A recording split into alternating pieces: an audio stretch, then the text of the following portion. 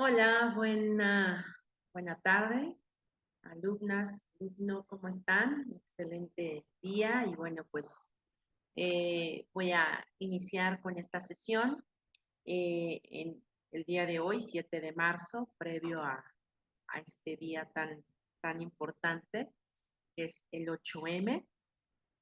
Seguramente todos andan con muchas actividades, con activismo. Entonces, bueno, pues deseo que les esté yendo muy bien en sus actividades. Igual, pues una servidora también se suma a varias actividades de activismo aquí en Puebla, eh, que bueno, pues tiene que ver desde esta parte de defensa personal, conferencias, marchas. Entonces, bueno, pues ahí estaremos.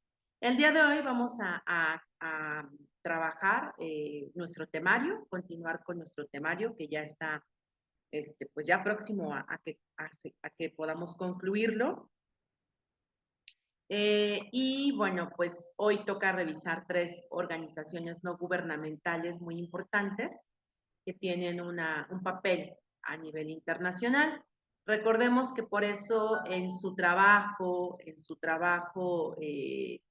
de que me van a hacer entrega, van a abordar esta parte de las organizaciones en México, ¿no? Porque bueno, sí está muy bien conocer esta parte internacional, estos elementos que, que confluyen para atender diversas situaciones de las mujeres y en general del ser humano, pero pues también es importante conocer lo que en México tenemos como organizaciones no gubernamentales. Entonces, bueno, me voy a permitir presentar.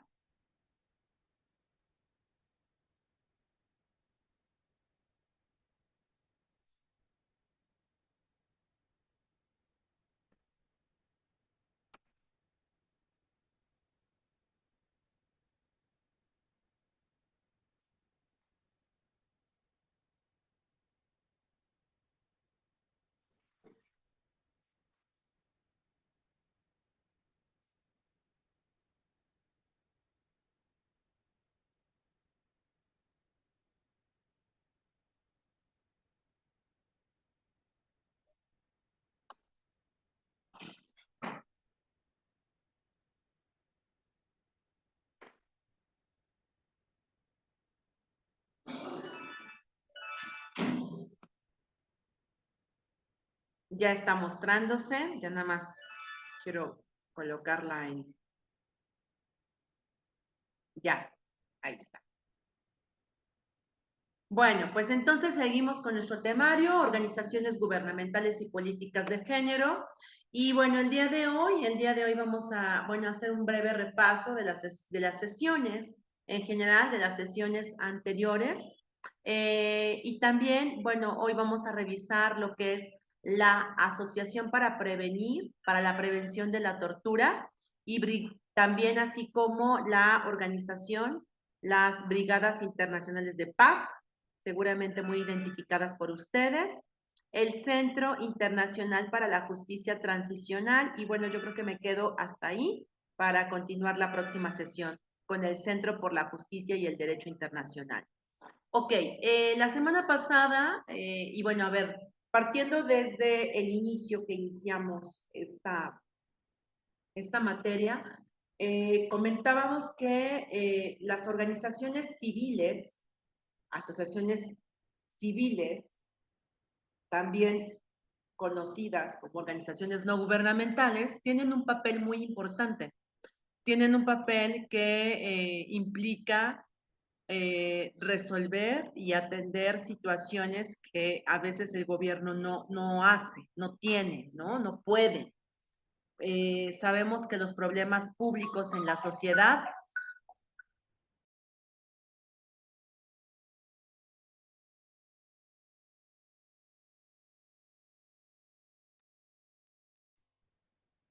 Sabemos que los problemas públicos en la sociedad son muchos, ¿no? Y que de hecho es una premisa de las políticas públicas.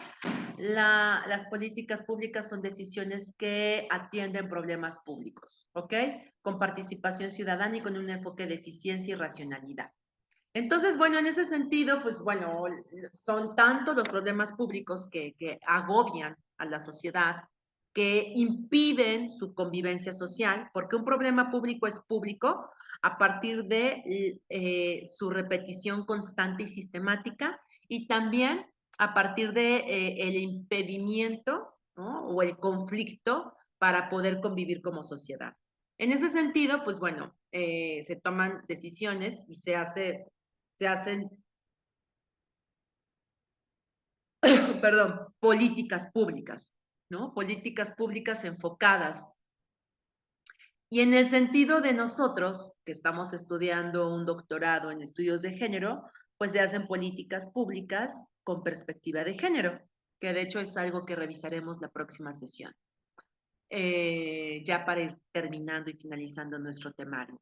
Entonces, en ese sentido, las asociaciones y organizaciones no gubernamentales tienen un impacto para influir e incidir en la toma de decisiones. Y de cierta forma hacen presión para que los gobiernos tomen medidas y miren esos problemas que no se están atendiendo. Y también otro papel importante de las organizaciones no gubernamentales y de las asociaciones civiles tiene que ver con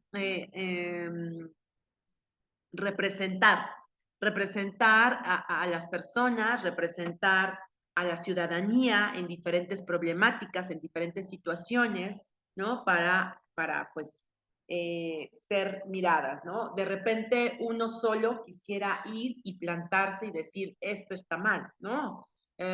Por ejemplo, ¿no? Pongo un ejemplo muy sencillo, ¿no? Que bueno, no creo que ya sea tan sencillo. El maltrato animal está mal, ¿no? El maltrato animal debe ser sancionado. Ok, sí, ¿no? Sí, pero quizá yo sola, si voy, pues, ok, quizá me escuchen, pero a diferencia de organizaciones civiles y no gubernamentales ya conformadas, ya bien organizadas, pues generan más impacto, ¿no? Generan más impacto, generan más presión, generan más eh, un sentido de organización, así como que el gobierno dice, ah, esas personas se están organizando, esas personas se están preparando y se están estructurando para decir que el maltrato animal está mal. Que por cierto, bueno, no creo que sea un problema muy sencillo hoy en día, ¿no? De hecho, entiendo que ya el maltrato penal está penado, está sancionado con 8 años de cárcel. Estaba leyendo. Y bueno, por diferentes circunstancias que se han dado, en donde es un maltrato inhumano, ¿no? O sea, inhumano, en donde seguramente habrán escuchado del caso de Estado de México, en donde un señor echó a un caso caliente hirviendo aceite a un perrito, ¿no? Fue un caso súper fuerte. El tema es que el dueño del perrito, ¿no? El guardián del perrito era un niño y el niño lo vio, ¿no? Entonces, imagínense esta parte psicológica, yo sé que aquí tengo terapeutas muy importantes, esta parte del daño y del trauma, ¿no? Porque se genera un postrauma en donde hay una afectación, ¿no? A nivel emocional, neuronal, en fin, ¿no? Bueno, entonces, bueno, por eso digo, no creo que ya sea tan fácil hablar del maltrato animal, ¿no? Me retracto en ese sentido. Y bueno, entonces, en ese sentido hemos ido avanzando con las organizaciones no gubernamentales y asociaciones civiles. Y la sesión pasada veíamos un tema muy importante sobre el sistema interamericano de derechos humanos, ¿se acuerdan? Vimos cómo funciona, cómo procesa, cuáles son sus atribuciones y vimos casos, ¿no? Que eso es algo que realmente para mí es más importante, ¿no? Revisar esos casos en donde perdón, se mira cómo han llegado casos mexicanos a la corte y que han tenido un impacto, ¿no? Que han tenido un impacto importante, que han tenido una trascendencia, ¿no? Lo veíamos con el caso de Rosendo Radilla, el campo algodonero, veíamos, pues sí, estos casos tan fuertes, ¿no? El caso de Jorge G. Castañeda, el tema de las candidaturas independientes, y bueno, todavía hay algunos casos que todavía están ahí como que pendientes, que es posible que lleguen a la corte, ¿no? Entonces, bueno, vimos toda esta parte. El día de hoy vamos a revisar estas organizaciones no gubernamentales, a trabajarlas, cuáles son, qué hacen, su misión, su visión, cómo trabajan, ¿no? Un poquito de cada una para revisarlas, ¿ok? Mm.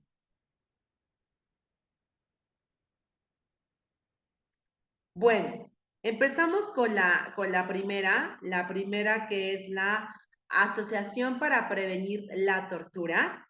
Y bueno, tenemos misión, visión, que fíjense que en el proceso de investigación y de revisar las fuentes y de revisar las páginas y, en fin, ¿no? Hay algo muy interesante que detecté sobre cómo estas organizaciones no gubernamentales tienen como, sí, de entrada, el quiénes somos, ¿no? ¿Quiénes son? El quiénes son siempre se va a contestar con estas dos preguntas, visión y misión, ¿ok? Y curiosamente hay algunas que su misión y visión están conjuntas, ¿no? Como que van de la mano. Yo creo que sí es importante separarlas, porque una cosa es la visión y otra cosa es la misión. Y creo que ya lo comentábamos, la visión es eh, el cómo te miras como organización, cómo te miras como institución, cómo te miras como empresa, ¿no? Llámese, no sé, Jarritos, ¿no? La empresa Jarritos, y ahorita me estaba acordando de esta empresa porque resulta que ahorita Jarritos se está expandiendo exponencialmente y están llegando incluso a Corea del Sur, ¿no? Ya están llegando los jarritos allá y lo interesante, y veía cómo Jarritos está utilizando una publicidad pues muy mexicana al final, ¿no?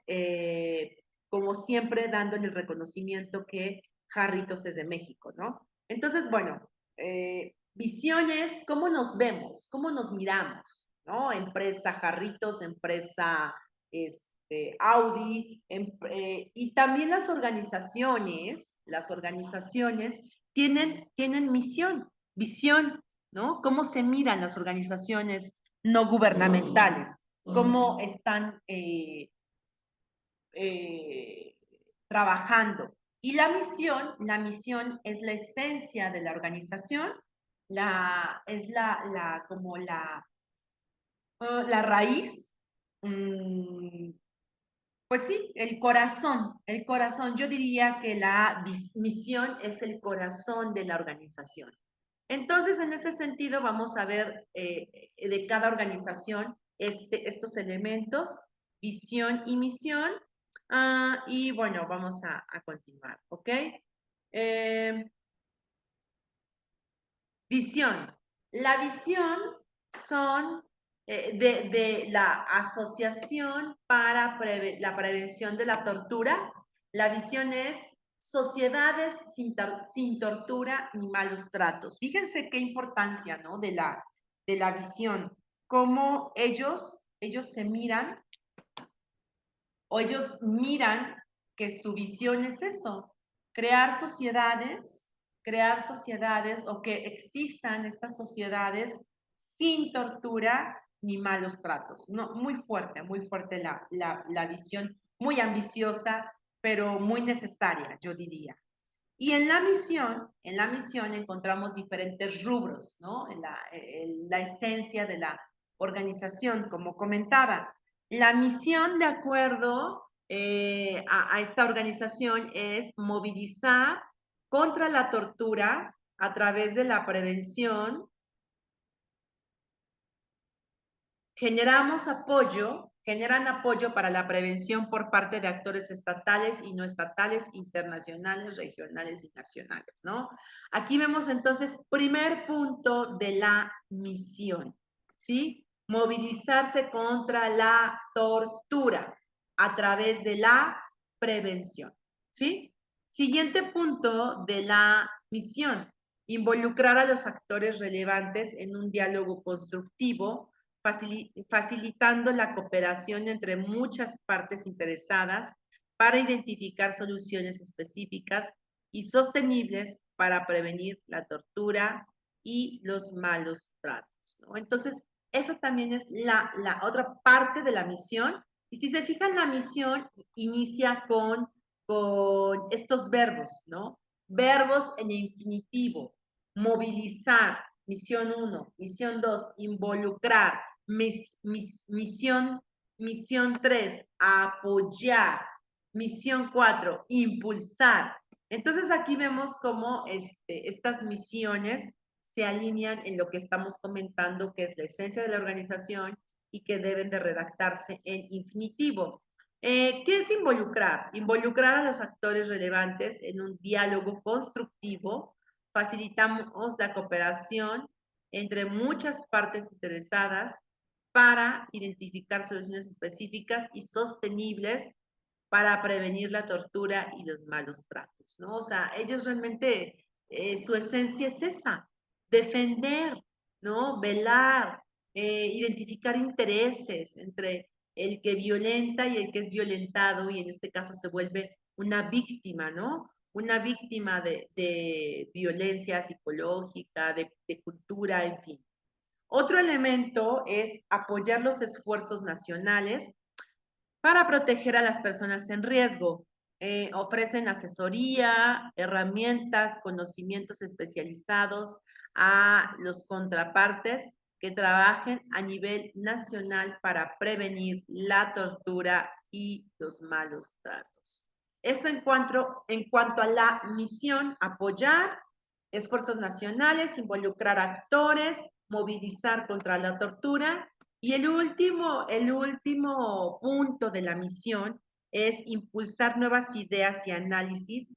Inspiramos la acción para prevenir la tortura y los malos tratos a través de nuestra investigación continua sobre sus factores de riesgo y causas fundamentales, ¿no? Entonces, bueno, vemos como, wow, ¿no? Muy amplia esta misión y esta visión, bueno, más la misión. Vamos a continuar, vamos a ver ahora dónde trabaja la Asociación para la Prevención de la Tortura. Bueno, realmente están en todo el mundo, ¿eh? Tienen una presencia impresionante. Están prácticamente en todos los países. Y lo que hacen ahorita actualmente es sensibilizar a la opinión pública internacional sobre los principios de Méndez, sobre entrevistas efectivas, ¿no? Ahorita están como sensibilizando en este sentido a la opinión pública. Creo que ustedes y sabemos qué es esta parte de la parte efectiva, ¿no? Y entrevistas efectivas. Y bueno, esto está siendo respaldado, imagínense, en 60 países. Pero bueno, sí hay como áreas prioritarias, ¿no? Sobre todo ya regiones muy identificadas con el tema de la tortura, ¿sí? Lamentablemente. Entonces, bueno, de los países donde más tortura a la gente es África. Pues África se entiende en el sentido de un desfase temporal en cuanto a procesos democratizadores, en cuanto a reconocimiento de derechos, ¿no? Entonces, bueno, y también, no solamente en África, sino en América Latina, Asia, Pacífico y Europa. Y bueno, aquí la sede de esta institución, de esta organización, está en Ginebra, Suiza, un lugar que se ha convertido como en zona franca en Europa.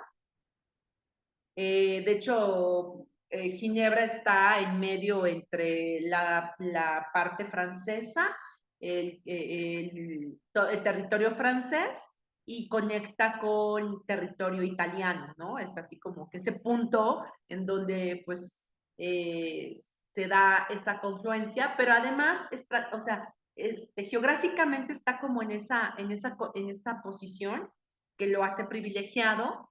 Y entonces, bueno, de ahí que adoptó varios organismos internacionales, ¿no? Varios organismos internacionales para que ahí fuera sede de esos organismos internacionales, ¿ok?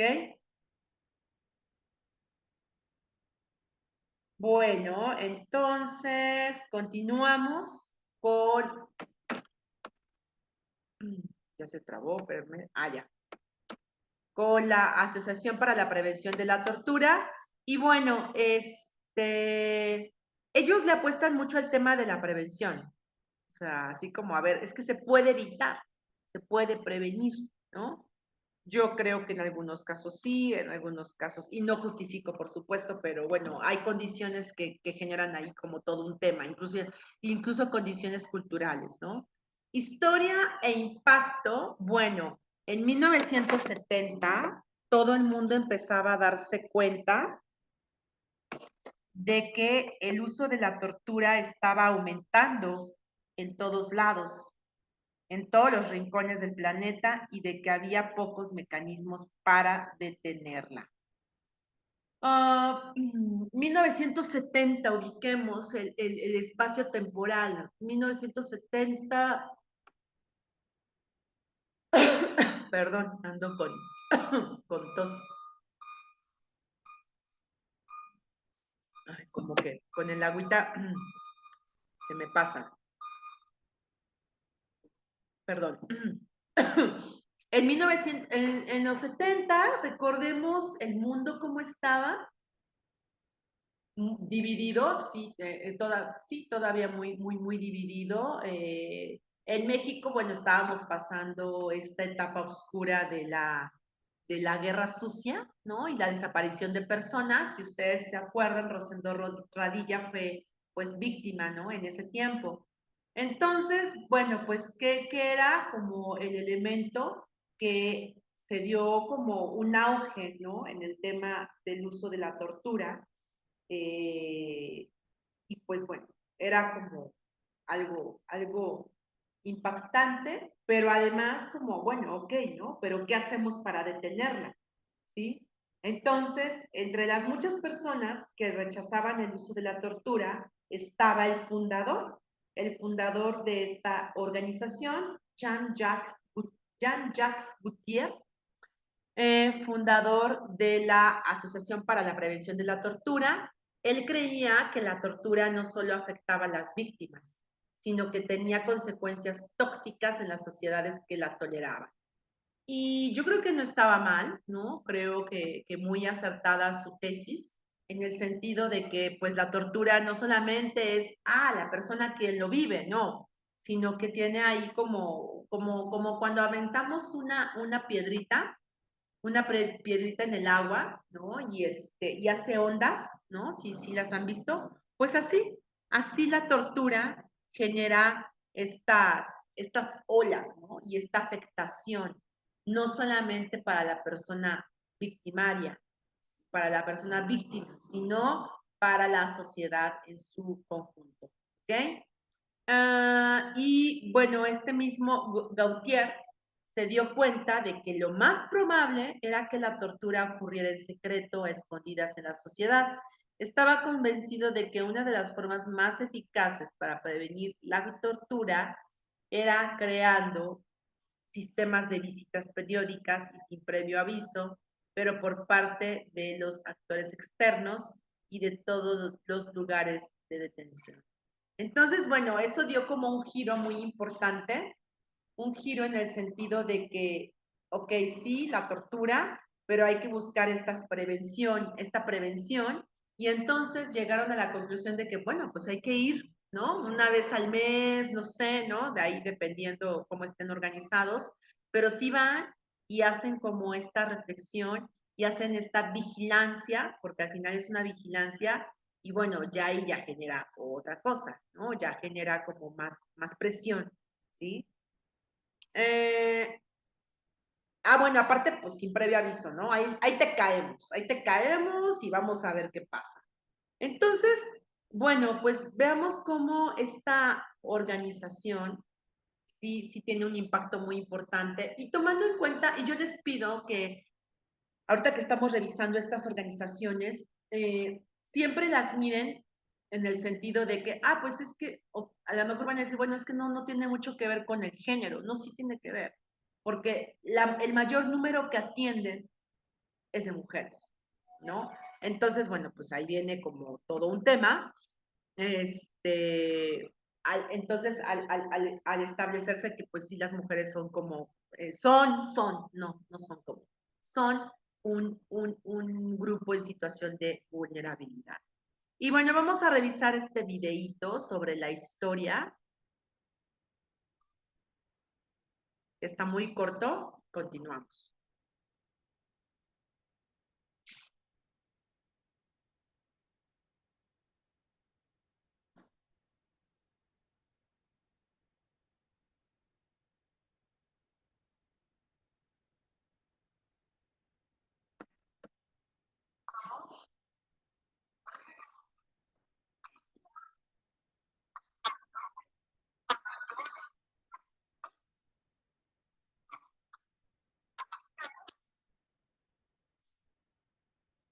Ya, perdón, ese no es, ese es otro, perdón.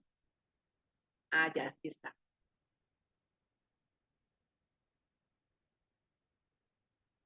Ahí va, voy a mostrar pantalla.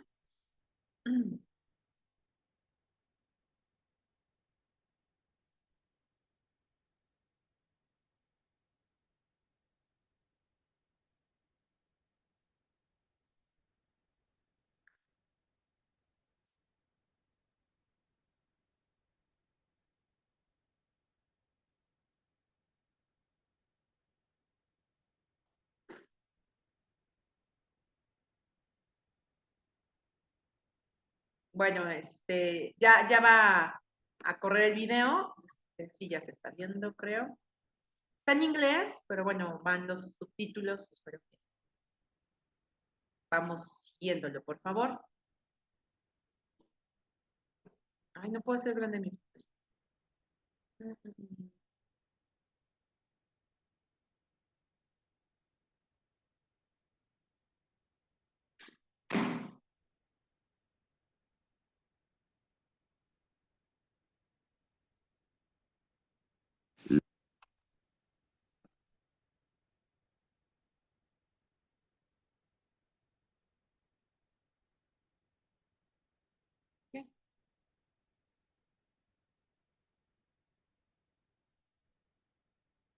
Ya, ahí está. Ahora sí, vamos a verlo. Y incluso nos habla un poco sobre el fundador de esta organización, ¿no? Vamos a escucharlo, por favor. 6 minutitos dura.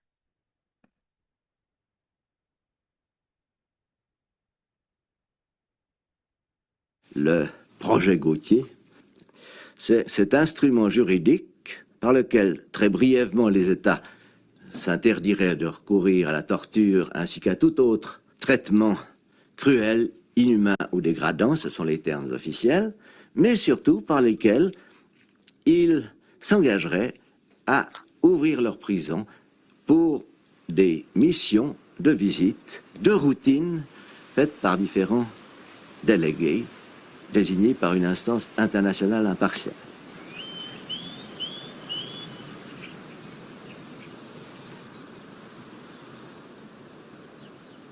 Mi nombre es Patricia Montero, tengo 45 años de edad y soy abogada. Desde hace 17 años trabajo en la Defensoría de los Habitantes de Costa Rica y desde hace casi 3 años trabajo en el equipo del Mecanismo Nacional de Prevención de la Tortura.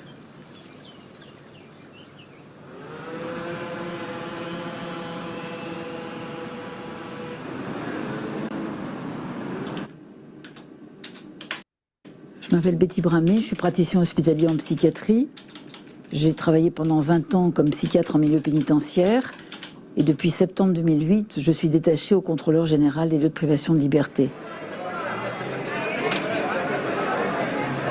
Las personas privadas de libertad forman parte de una población vulnerable que no es muy popular en nuestros países. A mí me mueve cada día ir a trabajar por alguien que no puede defender sus derechos. Requiere de un trabajo con las autoridades que tienen a cargo los centros de privación de libertad para decirles que no somos sus enemigos, sino que somos órganos colaboradores.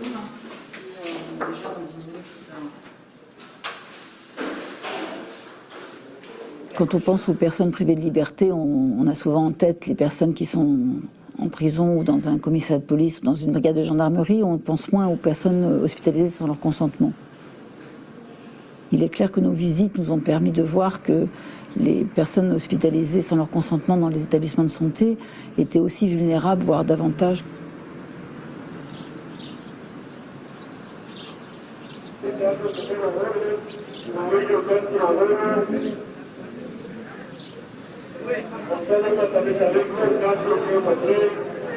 Sabemos que la idea del señor Gautier es de abrir los centros de privación de libertad porque son centros cerrados en donde nadie puede observar lo que está pasando al interior.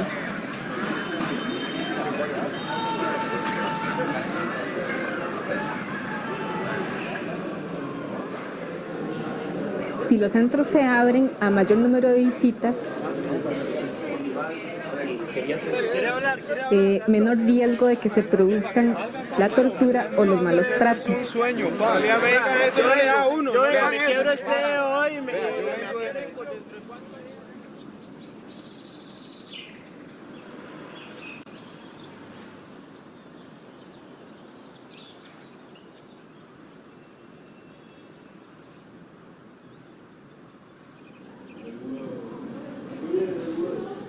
Par définition, les maltraitances se font, par exemple, dans des chambres d'isolement sans qu'on puisse le savoir.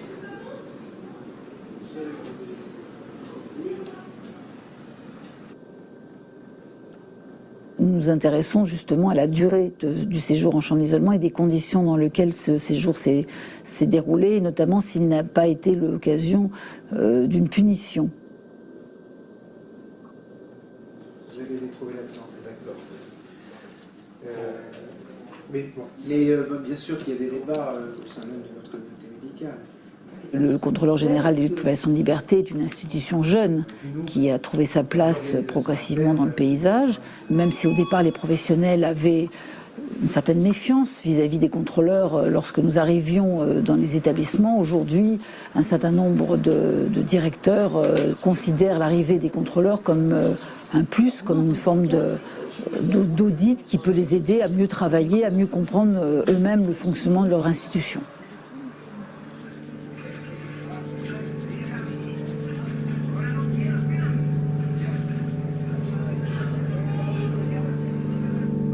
A mí me gusta este trabajo porque yo me puedo convertir en un medio para que lo que ellos sienten y las condiciones en las que se encuentran, yo pueda expresarles a las autoridades que tienen a cargo los centros para buscar soluciones y mejorar el trato que se le da a las personas privadas de libertad. En tout cas, une chose dont je suis conscient, c'est que je ne travaille pas pour ma génération. Je ne verrai pas, tant que je serai dans ce monde, des progrès considérables pour cette affaire. Je travaille pour les torturés du 21e siècle et pas pour ceux du 20e siècle.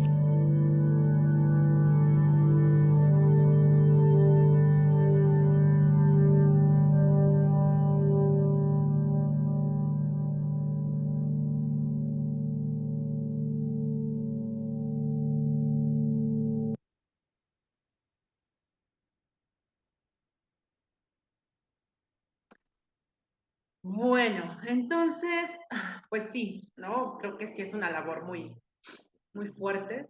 Creo que incluso es primero definir qué es la tortura, ¿no?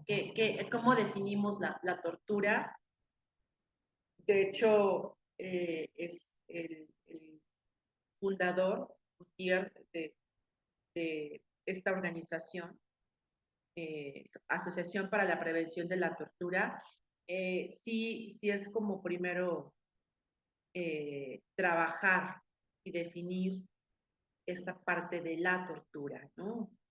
Y estas visitas que hacen, ¿no? Que hacen constantemente han sido clave para detectar, ¿no? Detectar esa tortura inhumana, denigrante, ¿no? Lo comentaban. Entonces, bueno, vamos a cerrar con esta primera parte de la Asociación para la Prevención de la Tortura. Voy a mostrar mi presentación.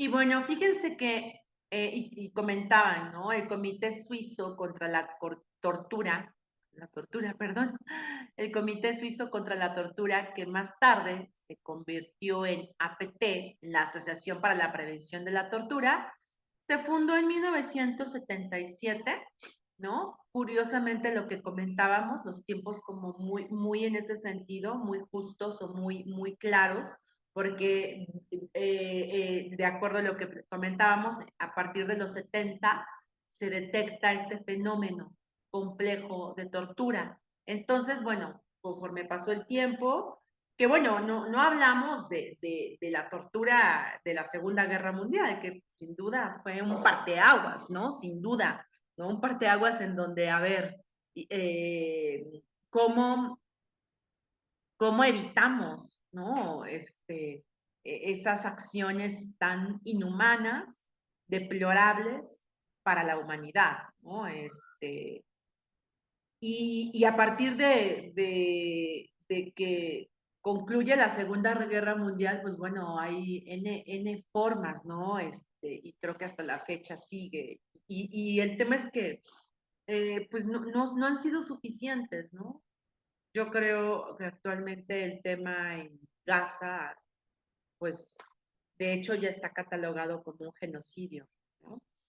Entonces, bueno, en 1977 se funda para promover una convención internacional que creará un sistema universal de visitas a los lugares de detención, tras un éxito inicial a escala regional, con la adopción de la Convención del Convenio Europeo para la Prevención de la Tortura en 1987. La organización intensificó su incidencia en la escena internacional.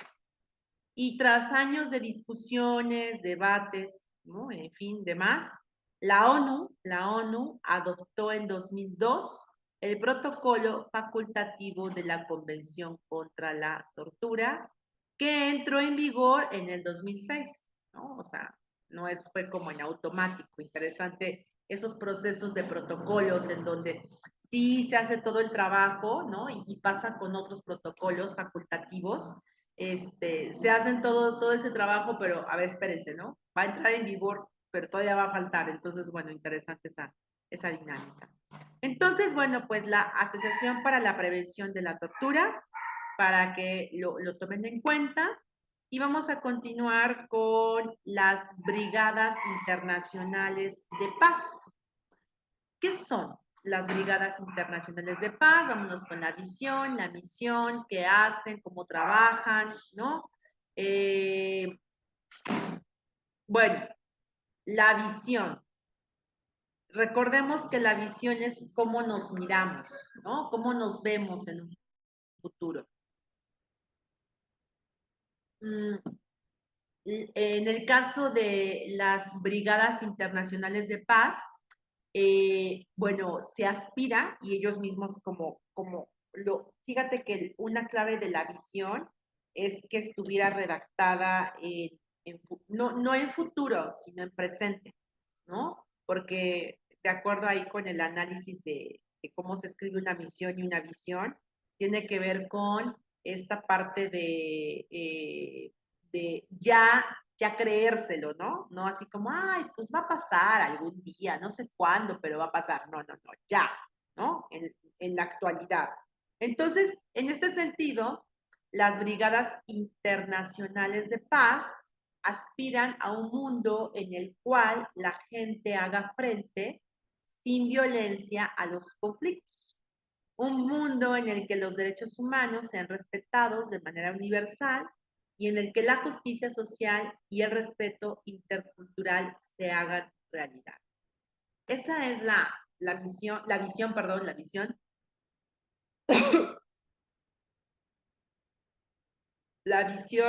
de las Brigadas Internacionales por la Paz, que pues yo creo que también es como súper ambiciosa, en el sentido de que pues los conflictos hay que atenderlos sin violencia. Uh, digo, uno lo entiende, ¿no? Uno lo entiende, uno lo comprende, uno es civilizado y sabemos que la violencia nunca es el camino. Pero lamentablemente hay lugares, hay personas, hay condiciones en las que pues no es así, ¿no? En donde incluso la primera vía ha sido la violencia, ¿no? Entonces, bueno, sí es como interesante la visión y también lo que plantean, ¿no? Algunos principios esenciales de convivencia, estableciendo a los derechos humanos como punta, como iceberg de estos elementos, ¿sí? Los derechos humanos en el sentido de la justicia social, el respeto intercultural, perdón, es para que se haga una realidad.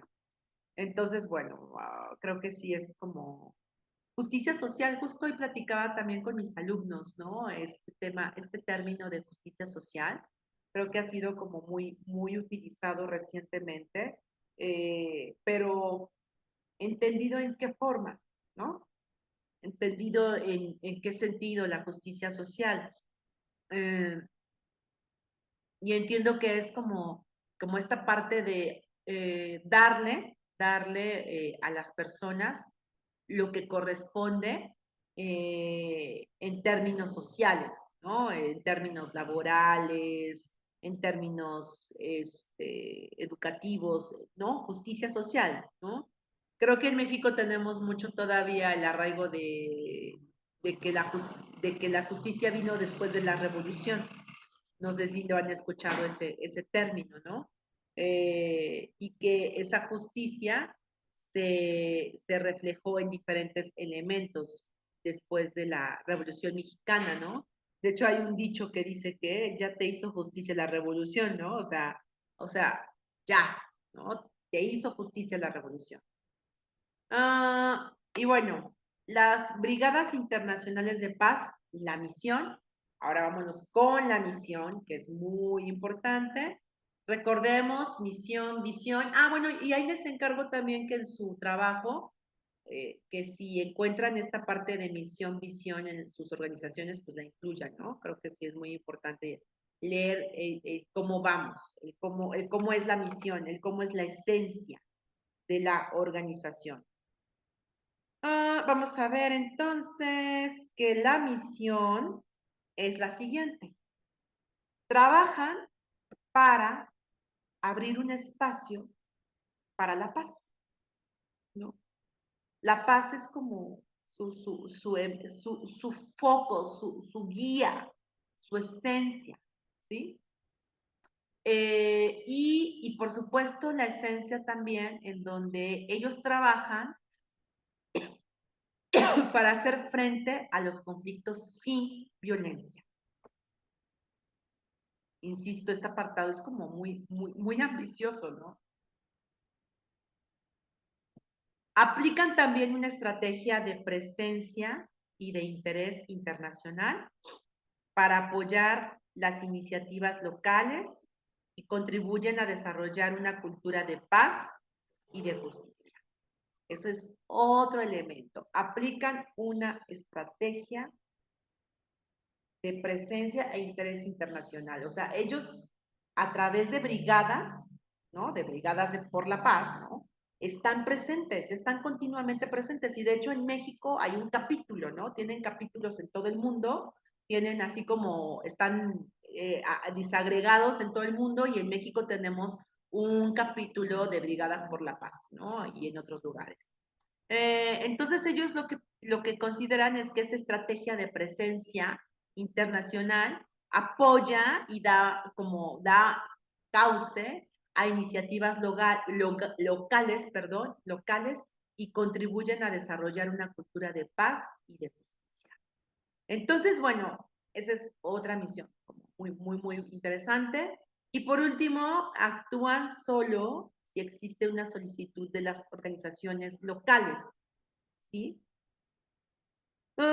Eso sí, ahí viene como el pero, como, perdón, como esta parte de sí actuamos, pero solo si hay una solicitud. ¿De quiénes? De otras organizaciones o grupos que apoyan derechos humanos, el cambio social y el desarrollo de la sociedad civil, que utilizan métodos no violentos en las regiones en donde existe opresión y conflicto, ¿ok? Ay, es el ruido del gas, perdón, a ver, déjenme tantito.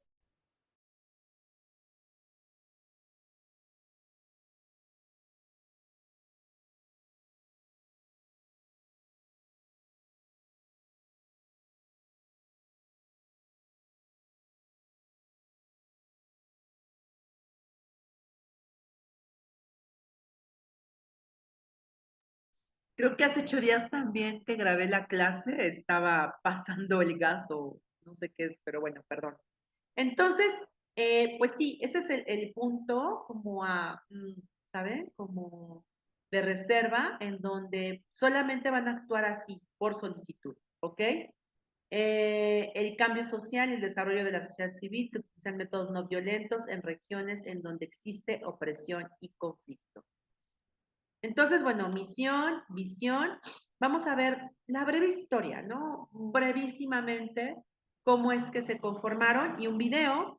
A ver, voy con el video para que lo revisemos primero.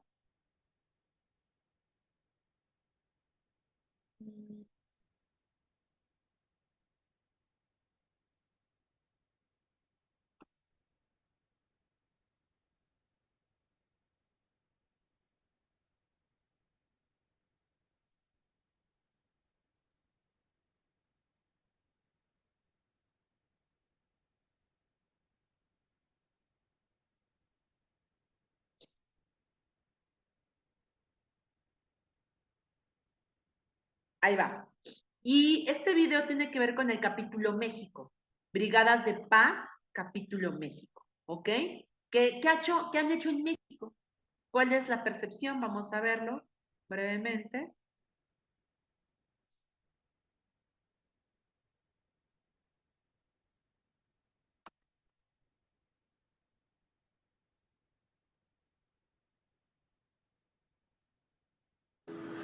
No viven conmigo, le digo. Es que ellos son ángeles. Y cuando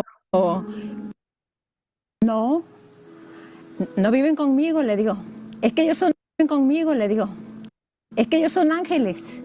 Y cuando yo los necesito, les digo, es ahora.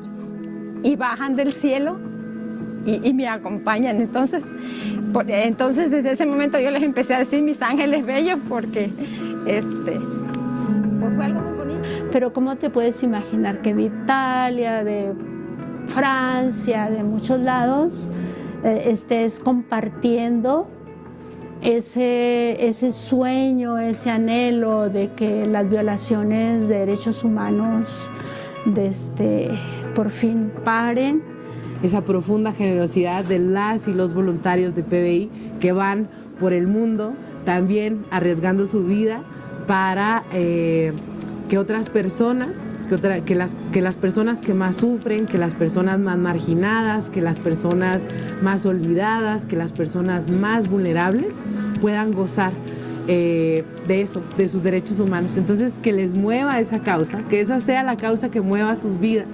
Incluso en otros países habla de la profunda generosidad que hay en sus corazones. Entonces, cuando nosotros empezamos a denunciar la violencia, nadie nos creía. Y entonces nos dijimos, tenemos que venir y gritar que vengan nosotros, de aliados internacionales, para que nos ayuden a sacar, que serán megáfono de lo que está pasando. Y una de las organizaciones que contestó fue PBI. Valoramos mucho la presencia, nos han acompañado en momentos de protestas, en momentos de manifestaciones, en momentos aún de rastreos, aún sabiendo que hay ciertos riesgos, sin embargo, nos han acompañado. También validas mucho el tema de este acompañamiento del que está frente a ti, ¿no? Del que te puede escuchar tal cual en ese momento cuando te sientes vulnerable por el ataque. Pues estando presente en las manifestaciones donde vemos que hay un riesgo, ¿no? Estando presente en las audiencias y en los procesos de consulta donde también vivimos diversos riesgos y hemos visto por parte de las autoridades ese freno, ¿no? A no actuar de una manera tan ventajosa y tan criminalizadora, ¿no? Como normalmente lo hace cuando estamos solos frente a estos procesos, ¿no? Cualquier cosa que yo note fuera de lugar o que yo sospecho, lo que sea, yo marco y contesta en el teléfono. Cosa que no sucede con ninguna autoridad nunca. Y PBI siempre contesta. Y PBI en ese momento ayuda a resolver esa situación, pero hacia adelante, ¿no? No es nada más ese momento o ver cómo lo hacemos para pasado mañana, ¿no? Sino en ese momento resolvemos y luego qué vamos a hacer para que mañana y pasado puedas estar en tu lugar de trabajo en donde tú vives. A mí me parece que el acompañamiento que hacen así de manera respetuosa y solidaria es muy importante y fortalece las luchas de las organizaciones y de los defensores de derechos humanos. El papel de organismos internacionales como PBI es clave también para poder tener esa cobertura en otros espacios donde difícilmente accedemos. Sino incluso podríamos decir que lo más cercano que estuvimos fue que un equipo de PBI estuvo viviendo en nuestro domicilio cuando las amenazas realmente eran muy, muy graves. Como que tenemos ojos que nos cuiden desde lejos, ¿no? Que las autoridades sepan que no vamos solas. Que estén presentes y que sabemos que son ojos internacionales, pues eso nos da aliento. Y sin PBI seguramente una historia muy diferente que no fuera tan positiva como la que tenemos ahora como institución, estaríamos viviendo en este momento. Ha sido también un aliado importante no solamente para la seguridad de acorpamiento de consorcio, sino también para los movimientos, las defensoras y defensores que el consorcio acompaña, ¿no? Creo que es una incidencia muy significativa de parte de PBI porque nos abre puertas.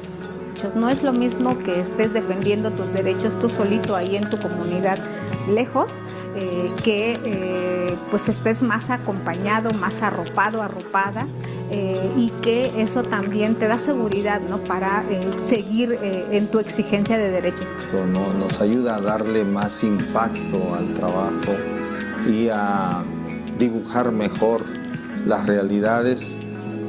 Nos sentimos apoyados, ¿no? Porque nos están viendo y están las luces, los reflectores, los oídos y los ojos atentos a lo que puede ocurrir. Hacer una revisión del camino de 20 años, recuperar tus pasos siempre ayuda a volver a encontrar camino. PBI impacta en todo lo que hacemos. O sea. PBI es una organización que para nosotros ha sido fundamental en el trabajo.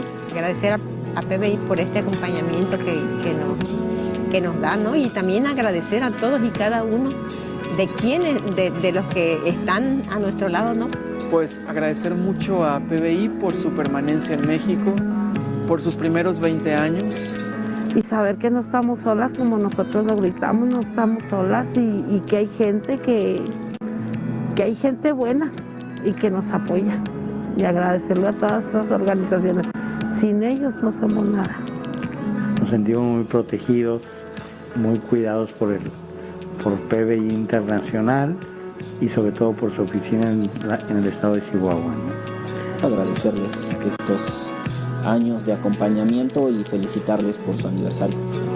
A todo el equipo de Brigadas de Paz Internacional, muchas felicidades y muchas gracias por estos 20 años en México. No, pues yo le doy las gracias a PBI por este acompañamiento que nos está dando. Muchísimas gracias a PBI por estos años de acompañamiento y de presencia en México y en Oaxaca. Gracias. Infinitamente agradecida con PBI. Yo sí siento que si yo estoy viva después de amenazas y golpizas, más amenazas y campañas de difamación y todo, en gran medida se lo debo a PBI. A lo que PBI hizo por mí y lo que PBI me enseñó a hacer por la organización. Que Dios los bendiga a todos y muchas gracias. Darle las gracias, ¿no?, por esos años de acompañamiento y ojalá que sean muchos más, que estemos bien todo el mundo, que nos cuidemos y que sigamos aprendiendo de ustedes. Sin su trabajo es muy probable que muchas y muchos ya no estuviéramos presentes. Entonces, muchísimas gracias porque por apostar por esta vida, los demás podemos seguir con vida. Muchas gracias y mucha vida para PBI en México y en todo el mundo.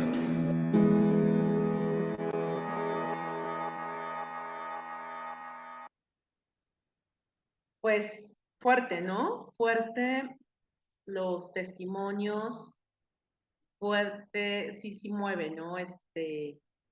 Como esta parte en donde brigadas internacionales de paz han impactado en la vida, han impactado en personas, en organizaciones, ¿no? Yo creo que la esencia de la materia es esa, compañeras, compañero, ¿no? Identificar esa huella que dejan las personas, que dejan las personas organizadas, preparadas, capacitadas, ¿no? Sensibles a diferentes temas, ¿no? Bueno, me agrada mucho su logo de México, cómo está el agave, el maguey, y cómo de aquí sale el quiote, ¿no? El quiote. Yo creo que el agave es un símbolo muy importante para nuestro país, ¿no? Y creo que hoy en día ha tomado más fuerza. Apenas daba una conferencia sobre el mezcal como bebida espirituosa y hablábamos sobre que realmente desde esta parte ancestral, la Mayagüel era la diosa del maguey, ¿no? Y ahí la historia de cómo se funda en un maguey, ¿no? En un agave, porque resulta que pues Mayagüel estaba pues muy feliz, muy tranquila, pero Ejecatl, el dios del viento, la conoce y la quiere, ¿no? La quiere tener y la invita a pasear y a que deje su casa, a que deje su lugar, pero su abuelita Totsimi pues se enoja y va y la busca, ¿no? Y Mayagüel estaba con Ejecatl en un árbol, estaban fundidos en un árbol y Totsimi, la abuelita, llega y arranca el pedazo que era de ella y pues ya, ¿no? Y Ejecatl, en honor a ella, pues nace el maguey, nace el agave. Mayagüel tiene 400 hijos conejos, 400 conejos que les daba de amamantar con sus 400 pechos. Entonces, bueno, de ahí nace esta leyenda de los 400 conejos, ¿no? Entonces, bueno, ahorita que vi el símbolo, la verdad que no le había prestado como atención, ya lo había visto, pero muy lindo, ¿no? En ese sentido. Entonces, Brigadas de Paz, Brigadas Internacionales de Paz, 1981, se funda, pues ya tiene más de 20 años, ¿no? Ya pasaron más de 20 años, pero bueno, este video conmemorativo. Voy a dejar de mostrar el video. Y bueno, vamos a continuar entonces en el sentido de lo que hace Brigada de Paz, un poco más.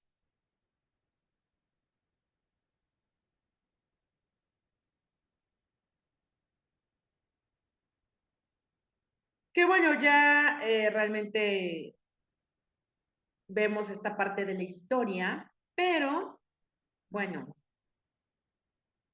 puntualizar que Brigada de Paz es una organización no gubernamental internacional que fomenta la no violencia y protege los derechos humanos desde 1981. ¿Ok?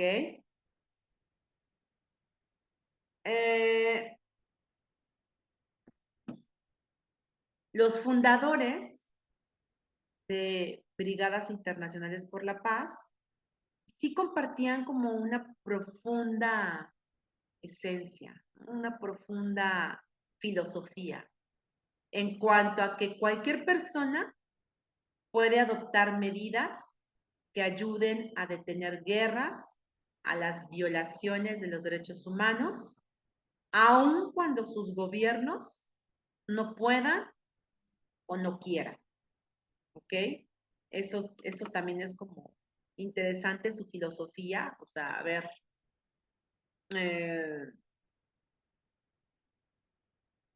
realmente la paz, ¿quién la hace, no? ¿Quién hace la paz? ¿De quién es la labor de la paz, ¿no? En alguna clase, recuerdo, en alguna materia que estudiábamos estos términos de guerra, entonces, bueno, más bien era la paz, ¿no? El tema es que la paz no se concibe sin la guerra, ¿no? Y era algo que, pues, obvio, no estábamos como muy de acuerdo, ¿no? Pero que en esencia, el primer concepto de paz así fue concebido, ¿no? La paz es la ausencia de la guerra, ¿sí? Un poco ahí filosófico quizá, ¿no?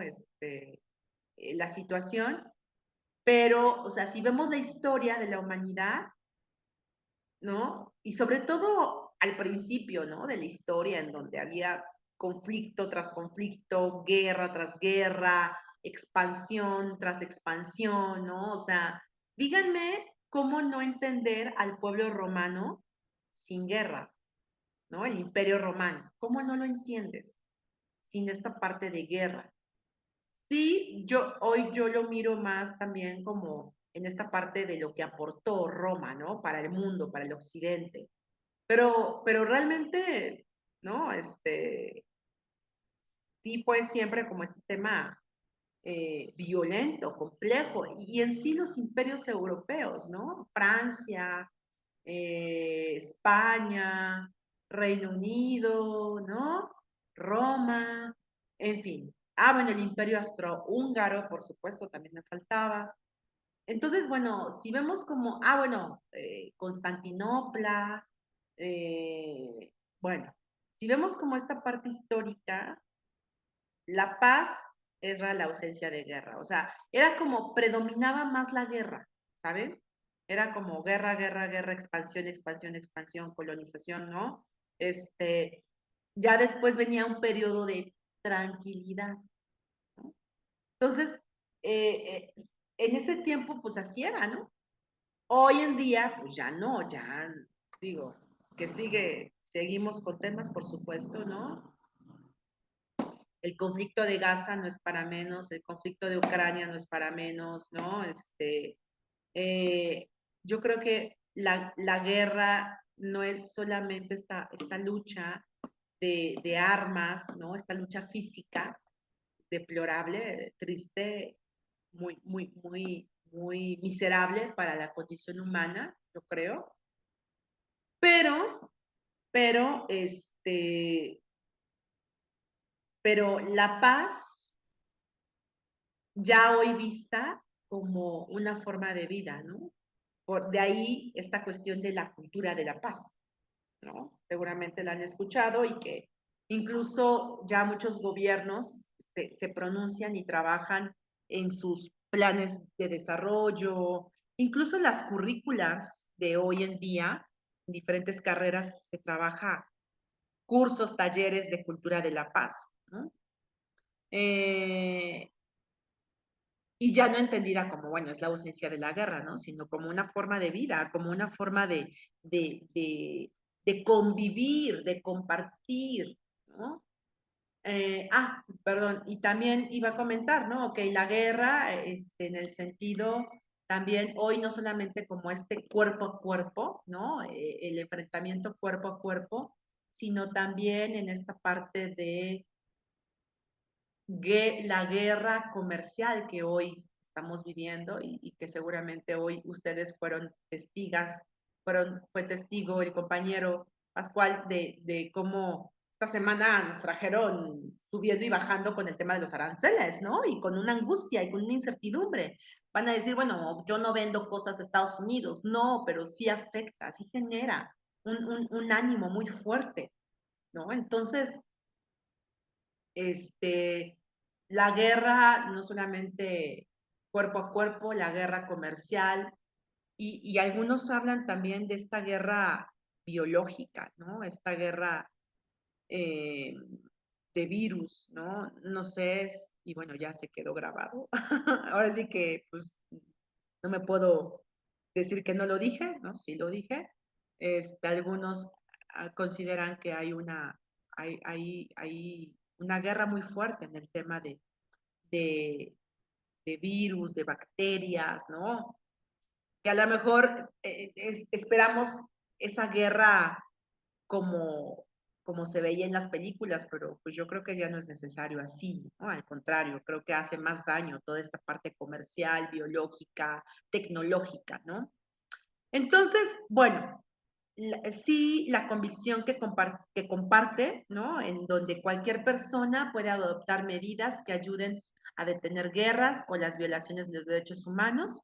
Sí, ¿no? Creo que sí, cualquier persona lo puede hacer, porque a veces los gobiernos no hacen su chamba, ¿no? O bueno, o les cuesta, o bueno, en fin, ¿no?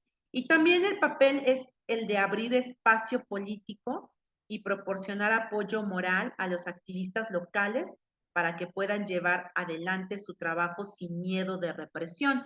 Que de hecho en el video vimos mucho esta parte, ¿no? Vimos esta parte de cómo se decían y comentaban esta parte oye, ¿no? Yo estoy agradecida, ¿no? Agradecida, ¿no? Incluso lo decían en náhuatl, ¿no? Tlazocamatli, ¿no? Por la ayuda, por la guía para detener, ¿no? Estos conflictos. Entonces, bueno, pues esta es una parte de lo que ellos hacen. Se dejó de mostrar, perdón. Como no los tengo ahorita en clase, no sé, de repente como que se desaparece mi pantalla, perdón.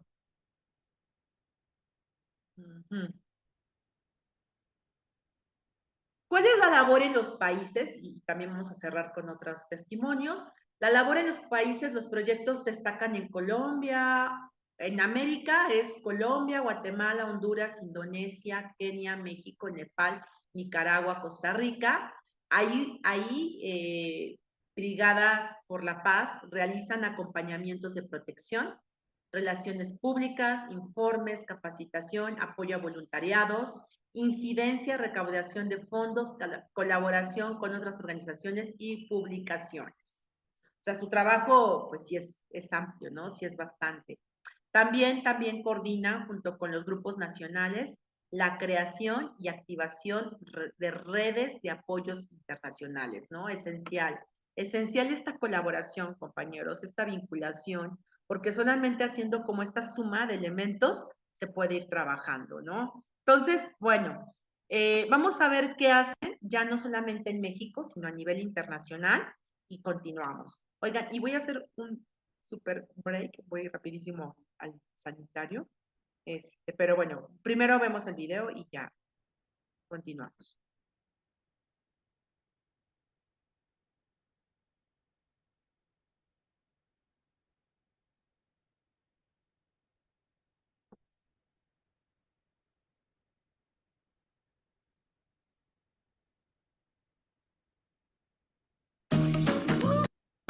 Reserva tu renta vacacional que te dé toda la acción o relajación que buscas.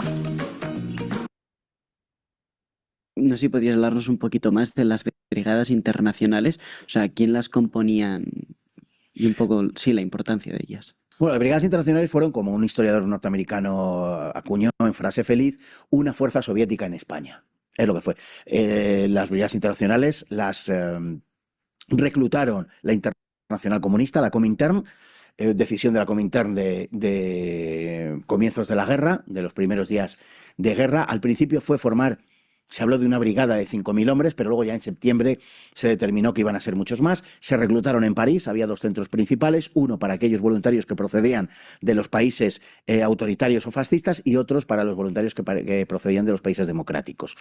En total, las brigadas internacionales estaban compuestas por comunistas, estaban dirigidas por la Internacional Comunista, por Moscú, y sus mandos eran comunistas, excepto en el caso de una unidad italiana donde había socialistas y algunos anarquistas, pero eran comunistas. Los efectivos fueron comunistas con seguridad en más de un 80%, lo que pasa es que la consigna era que dijeran siempre que eran antifascistas, que nunca dijeran que eran comunistas, pero eran comunistas todos ellos, prácticamente todos ellos, con algunos como compañeros de viaje, que es como los comunistas designaban a aquellos izquierdistas o revolucionarios que no estaban en su disciplina, pero que, bueno, combatían con ellos, compañeros de viaje, o les combatían con ellos, o les favorecían o les ayudaban en algún aspecto, ¿no? Se formaron 7 brigadas internacionales, aunque en realidad fueron 5 las que, digamos, combatieron con la República. Las otras 2, pues, o no tuvieron los efectivos, o su combate, o su permanencia en el frente fue escasa, fue poca. Y estuvieron en nuestro suelo desde noviembre de 1936 hasta octubre de 1938, 2 años prácticamente clavados. Los efectivos de las brigadas internacionales han sido, como tantas cosas, siempre digo en materia de cifras y números, en la Guerra Civil Española, siguen siendo muy discutidos. Ha habido quien ha dicho 100.000, ni de lejos. Se ha establecido más o menos una cifra en torno a los 60.000. Yo creo que es muy improbable que fueran 60.000. A tenor de la documentación que tenemos, podemos decir que los documentos soviéticos hablan de 32.000 voluntarios venidos de fuera de España, en el mes de abril de 1938. Esta es la documentación soviética. A esos 32.000 hay que sumarles los extranjeros que estuvieran en España con anterioridad al estallido de la guerra y que se sumaran luego, pues bueno, a las brigadas internacionales.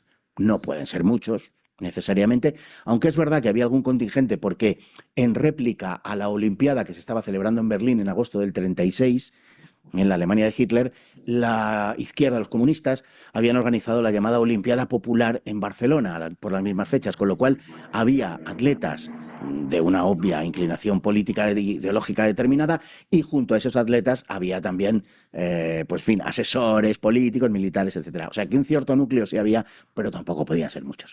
Y hay que sumarle también aquellos que entre abril del 38 y septiembre del 38, cuando se empiezan a retirar las brigadas internacionales, aquellos que pudieran haber entrado en España. Bueno, sumando todo eso, podemos decir que sumando todo eso y los extranjeros que pudieran haber sido, digamos, absorbidos por las brigadas internacionales y que hubieran entrado y estuvieran en otras unidades, todo junto, como muchísimo, pueden haber llegado a 40.000. Probablemente no hayan pasado realmente de 35.000. Vamos a ver, aquí hay una cuestión de fondo. Ha habido una hinchazón, ¿vale? Una inflamación de derechas y una inflamación de izquierdas. La primera, la inflamación de las cifras y de los números de las brigadas internacionales de derecha se produce para compensar con los italianos. para decir que, bueno, fueron tantos como los que mandó Mussolini, ¿no? Los que mandó Stalin fueron tantos como los que mandó Mussolini. Y abundar en la idea de que la ayuda a unos y otros fue equivalente. Y en realidad lo fue, con independencia de ese hecho. Pero, bueno, pues en ese sentido podemos decir que está esa inflamación de derechas. Y hay una inflamación de izquierdas también que trata de que los efectivos sean los máximos posibles, porque eso demostraría la magnitud de la adhesión internacional a la causa de la República. ¿Vale? Entonces, por los dos lados se ha tendido a exagerar. Y yo creo que la documentación al respecto es bastante clara. Yo de verdad creo que más de 40.000 es imposible que hubiera habido, y en todo caso entre 35.000 y 40.000 como mucho. Has hablado de extranjeros. No sé si, o sea, por ejemplo, con un embajador que fuera republicano o fuera pues nacional, o sea, ¿se tendía a atacar o se respetaba a personas de otros países? Me explico mejor. Un cura que fuera argentino, por ejemplo, los republicanos lo iban a matar. O sea, hubo respeto a personas residentes en España que fueran de otros países, o si eras católico te mataban, o si eras comunista pues te mataban. O sea, no sé si hay... Sí, se ha entendido perfectamente. Hubo asesinatos, por ejemplo en el Madrid republicano, hubo asesinatos de extranjeros, sí, y hubo protestas internacionales. Por ejemplo, quiero recordar que las hermanas del cónsul uruguayo fueron asesinadas y hubo protestas internacionales. La magnitud de la barbarie que hubo en la zona republicana las primeras semanas, los primeros meses, fue enorme. Repercutió de una forma muy negativa en la defensa de su causa. ¿Por qué? Pues porque lo que sucedía en la zona republicana mayormente lo hacía en las grandes ciudades, como hemos dicho, y allí había periodistas de todo el mundo. Y las fotos dieron la vuelta al mundo. Y las fotos salieron publicadas en todos los medios internacionales. Bueno, George Orwell, ¿no? Estuvo ahí. George Orwell estuvo en Barcelona, por ejemplo. La foto del miliciano, creo que. Sí, y luego tiene un libro que es Homenaje a Cataluña. Sí. Donde habla de sus experiencias, no solamente en ese libro, ¿no? Pero fíjate, al hilo de lo que tú decías, hay una anécdota de cómo aquello perjudicó enormemente a la República, cuando el embajador español en Londres, Pablo de Azcárate, fue a saludar a un muy conocido, un reputado político británico, entonces sin responsabilidades de gobierno, pero pronto las tendría, que se llamaba Winston Churchill. Y cuando le extiende la mano para saludarle, como embajador de España, Churchill le retira la mano, ostensiblemente, se niega a darle la mano y murmura blood, blood, blood, sangre, sangre, sangre. Es decir, que habían trascendido lo que estaba sucediendo en la España republicana, los crímenes y los asesinatos, y Churchill no quería ser partícipe y por eso no le da la mano al embajador de la República en Londres, ¿no? Y todo aquello, todas aquellas matanzas, aquellas persecuciones del clero, aquellas persecuciones a personal extranjero, por ejemplo en España, que verdaderamente ocupaba a los políticos republicanos, porque ahora habían sido desbordados por los revolucionarios, porque el 19 de julio se produce una revolución en toda la zona del Frente Popular. Es que ya no puede hablarse realmente de la República. Se habla, bueno, pues por conveniencia propagandística en muchos casos y hasta por pereza intelectual, pero no puede hablarse realmente. Sería en todo caso, sería si acaso ya no una segunda república, sino la tercera república. La tercera república nacida al calor de la revolución del verano del 36. Entonces los políticos de la Segunda República no pintaban nada, habían sido desplazados.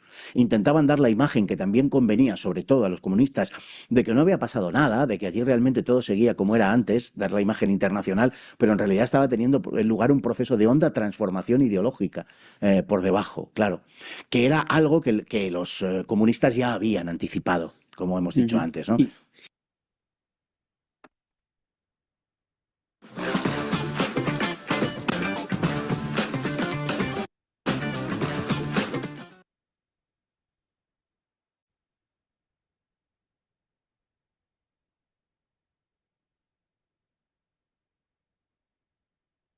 Ok, pues bueno, un poco de la historia, ya un poquito más atrás, ¿no?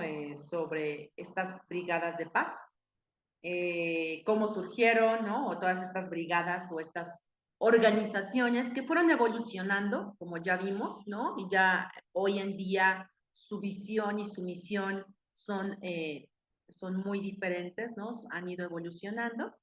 Y bueno, vamos a continuar.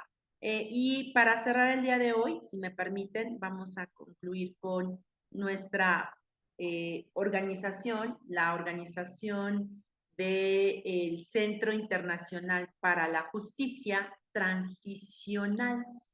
Vamos a ver un poco sobre la misión, la visión, qué hacen y además algo importante, bueno, pues qué es la justicia transicional, ¿no? Es un término que, bueno, seguramente ustedes conocen, ubican, pero bueno, vamos a definirlo y cerramos igual con un videíto sobre esta organización, este centro internacional. Cerramos, ¿ok? Nada más permítanme 5 minutitos, por favor. Pequeño break, aquí estoy, no me tardo.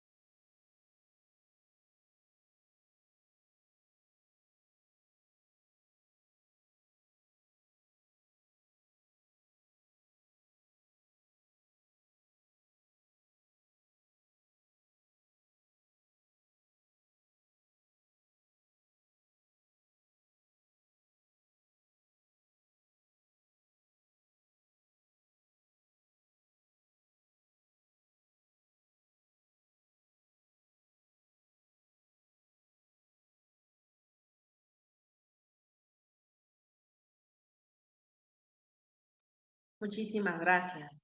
Bueno, pues para cerrar nuestra clase, vamos a hablar sobre esta organización. Voy a mostrar.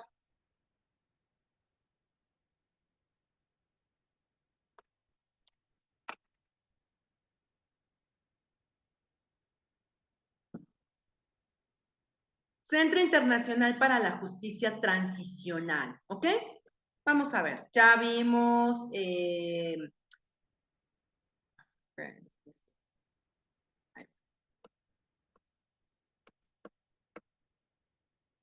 Ya vimos Asociación para la Prevención de la Tortura, Brigadas Internacionales de Paz. Vámonos con el Centro Internacional para la Justicia Transicional. Ok, ¿qué hace? Misión y visión. Fíjense que esta organización, curiosamente, su misión y visión está conjunta, o sea, va junto, ¿no? No está separada misión y visión. Qué curioso, ¿no? Sí lo había, sí pasa, ¿no? Sí pasa en otras organizaciones, sí pasa, aunque lo ideal es como separarlo, ¿no? Pero bueno. Dice, y ellos en su misión y visión trabajan codo a codo con las víctimas para obtener el reconocimiento y la reparación de las violaciones masivas de derechos humanos, hacer que los responsables rindan cuentas, reformar y construir instituciones democráticas y prevenir la recurrencia de la violencia o la represión. ¿Ok? Y bueno, ellos dicen, trabajamos codo a codo, ¿no? Esto de codo a codo, bueno, si estuviéramos en vivo, ¿no? Yo les preguntaría a qué les suena, ¿no? O a qué les invita, ¿no? Yo creo, ¿no? En esta visión de colaboración implica en ir juntos, ¿no? ir juntos con las víctimas, ¿sí? No adelante, no atrás, no arriba, ¿no? De repente el trato a las víctimas es un tema muy delicado, muy complejo. Ustedes lo saben, mejor que nadie lo saben. Ustedes que recuerdo cuando platicamos la primera vez, me compartían sus experiencias y su labor, ¿no? Terapéutica y demás. Entonces, el trabajo con víctimas debe de ser muy, muy, muy sensible, ¿no? Y en este sentido, bueno, esta organización hace como primero esa referencia, a ver, es codo a codo, ¿no? A la par. ¿Y para qué? ¿Para qué el trabajo? ¿Para qué esta colaboración? Buscan dos elementos: reconocimiento y reparación de las violencias masivas de derechos humanos, ¿sí? Reconocimiento en el sentido de, a ver, miren, ¿no? Miren esta violación, miren estos actos en contra de los derechos humanos, ¿sí? Porque de repente pareciera que hay gobiernos, hay situaciones en donde no se reconoce. El tema de Gaza lo compartíamos, ¿no? Que la verdad a mí de repente me genera, ¿cómo es posible que en pleno siglo XXI esté pasando esto y que además no podamos hacer nada, ¿no? O sea, sí, de repente es como impotencia la que yo siento. No sé, ¿no? Entonces, estas organizaciones lo que hacen es, a ver, pues hay que reconocer, hay que mirar, hay que decir con todas sus palabras, violación de derechos humanos, ¿no? Y la reparación, que bueno, la reparación ya implica otro trabajo más fuerte, ¿no? Y si se acuerdan, cuando revisábamos las sentencias de la Corte Interamericana de Derechos Humanos, comentábamos esto, ¿no? Comentábamos cómo las sentencias van en función de reparar el daño, ¿no? Que es una palabra a veces de repente como un poquito vacía, ¿no? Porque ¿cómo reparas una vida? Que bueno, de hecho, por eso se usa esa palabra y no es reponer, ¿no? Porque pues, no hay forma, no hay forma, no hay forma para que una vida regrese, no hay forma, ¿no? Y el daño emocional, psicológico, en fin, ¿no? Entonces, también la Corte busca ser responsable y que rindan cuentas, ¿no? El tema de la rendición de cuentas es un acto bastante complejo, ¿no? En México yo creo, y bueno, de hecho traemos una crisis de rendición de cuentas actualmente, con instituciones y órganos, ¿no? Con la reforma incluso que hubo en el sentido de la desaparición del INAI, entonces, del Instituto Nacional de Acceso a la Información Pública y Rendición de Cuentas. Pero creo que en México el tema de rendición de cuentas no se ha terminado de concretar ni de entender, en el sentido de que rendir cuentas no es decir, gasté tanto dinero, hice esto, fueron tantas sillas de ruedas que se entregaron. No. La rendición de cuentas es un acto profundo para hacerse responsable de lo que se hace y de lo que no se hace, porque sabemos que también a nivel gobierno y a nivel instituciones hay una parte en donde la omisión está mal, ¿no? La omisión se sanciona, ¿no? No es como, ay, es que no lo hice, pero pues no pasa nada. No, sí pasa, ¿no? Porque eres omiso a tus actos, ¿no?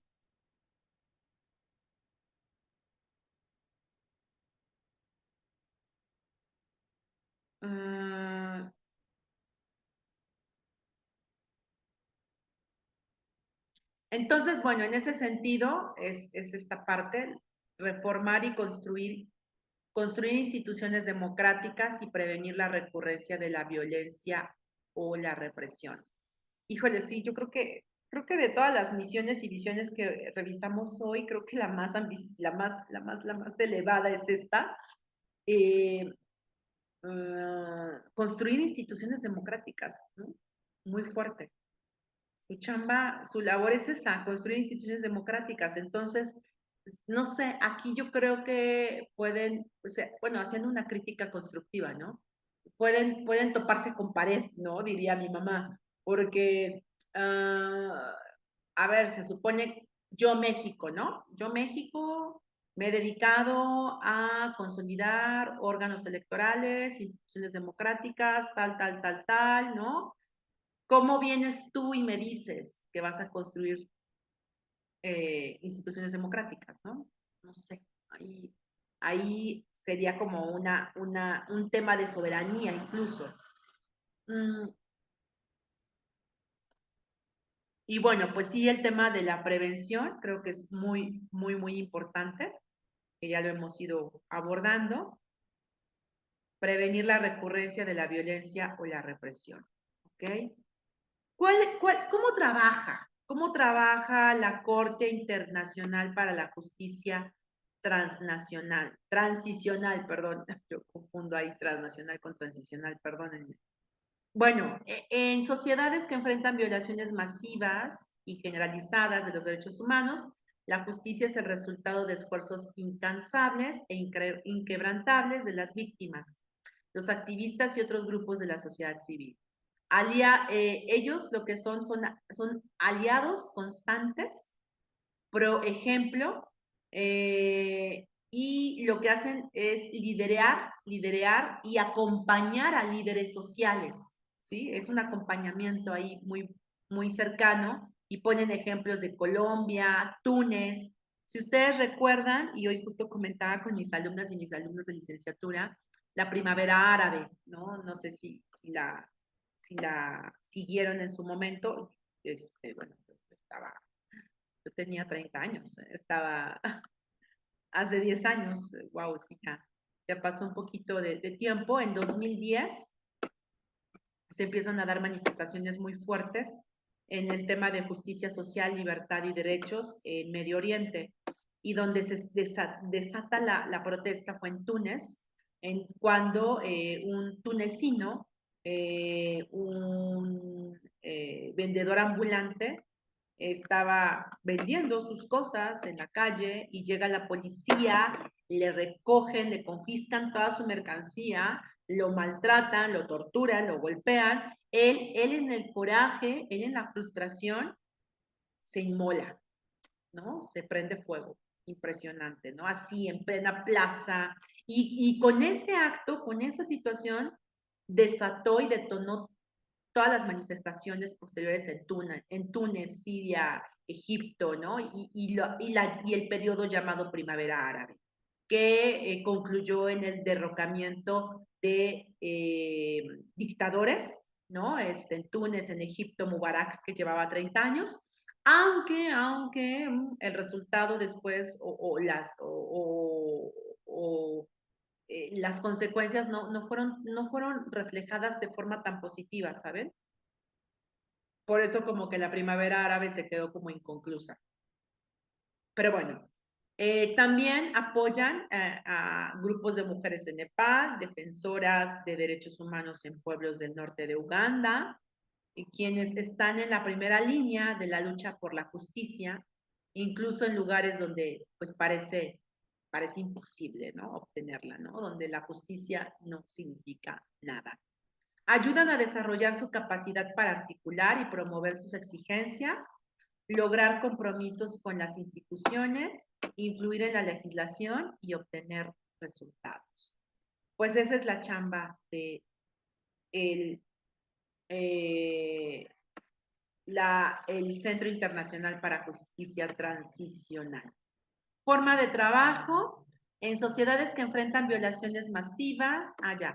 ¿Qué es la justicia transicional? Que bueno, es como, ¿ok? ¿No? ¿Qué es? ¿Cómo la podemos como definir? Se refiere a cómo las sociedades responden al legado de violaciones masivas y graves de derechos humanos. plantea algunas de las preguntas más difíciles del derecho, la política y las ciencias sociales, y se enfrenta a innumerables dilemas, sobre todo justicia transicional, tiene que ver con las víctimas, ¿no? Entonces, la justicia transicional es como esta justicia estrechamente ligada a las víctimas, ¿no? A las víctimas, sobre todo en violaciones masivas, ¿no? Su lema de la organización es justicia, verdad y dignidad, ¿no? Tres, pues yo diría como valores, ¿no? Valores fundamentales, la justicia, la verdad y la dignidad. Entonces, bueno, pues hacen esta labor, este Centro Internacional para la Justicia Transicional, tienen como una filosofía muy fuerte en el tema de violaciones masivas. Seguramente, pues ahorita sí tienen como bastante labor, bastante trabajo en el sentido de lo que está pasando en diferentes partes del mundo, ¿no? Y bueno, pues ya para cerrar, compañeras, compañeros, voy a colocar el video.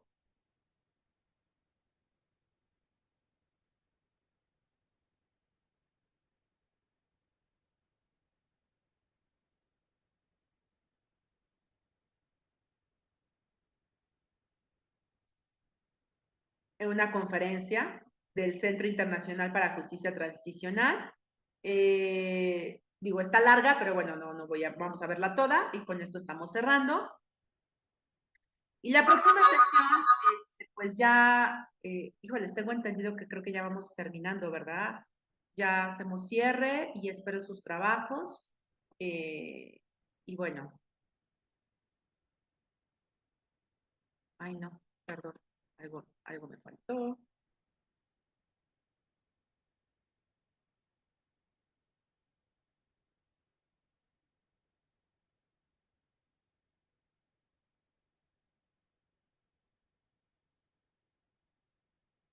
Ya, ahí va.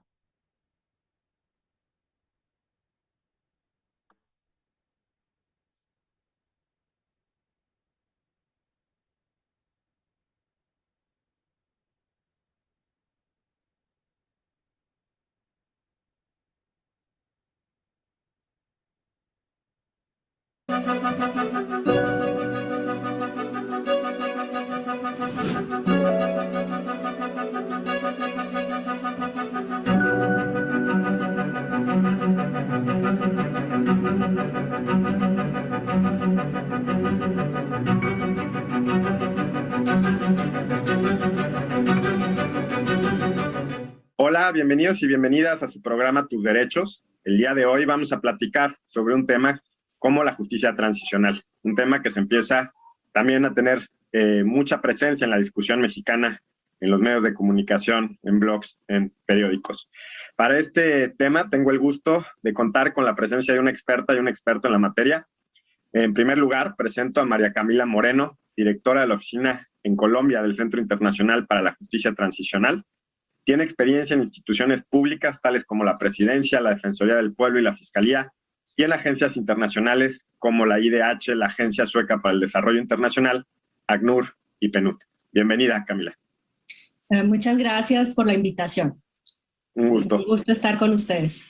Igualmente. En segundo lugar, presento a Andrés Díaz Fernández, consultor en Derechos Humanos. Ha sido consultor para la Oficina del Alto Comisionado de Derechos Humanos de las Naciones Unidas.